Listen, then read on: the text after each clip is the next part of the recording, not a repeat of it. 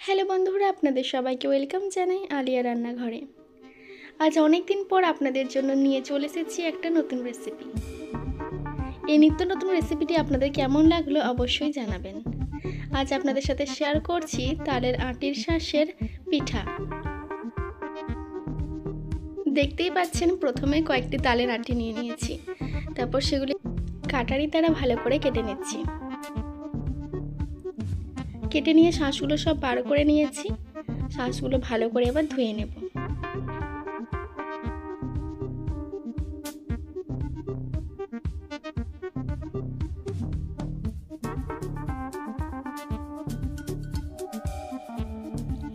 একটা একটা করে ভালো করে ধুয়ে নেওয়ার পর মিক্সিতে গ্রাইন্ড করে নেব।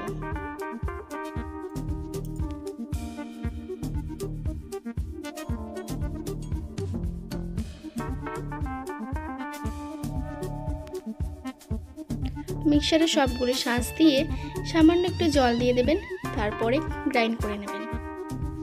তারপর পেস্টটা একটা পাত্রে তুলে নিচ্ছি। তারপর তার মধ্যে 250 গ্রাম ময়দা দিয়ে দিচ্ছি। তার সাথে দিয়ে দেবো 100 গ্রাম চালের আটা। তারপর হাফ চামচ খাবার সোডা এবং 1 চামচ বেকিং পাউডার দিয়ে দিয়েছি। তারপর এখানে 200 গ্রামের মতো গুড় দিয়ে দিয়েছি। আপনারা চাইলে এটা চিনির দ্বারাও করতে পারেন। তারপর 1 চা চামচ লবণ এবং 1 চা চামচ গরম মশলা গুঁড়ো দিয়ে দেবেন।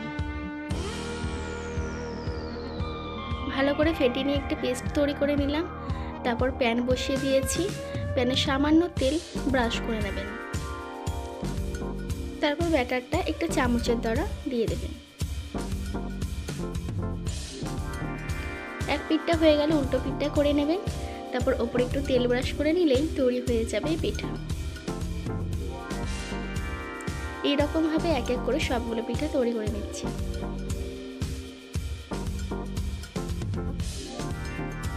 রেসিপিটি কেমন লাগলো আপনারা অবশ্যই কমেন্ট করে জানাবেন। যদি ভালো লেগে থাকে তাহলে অবশ্যই বন্ধুদের সাথে শেয়ার করে দেবেন এবং কমেন্ট করে দেবেন।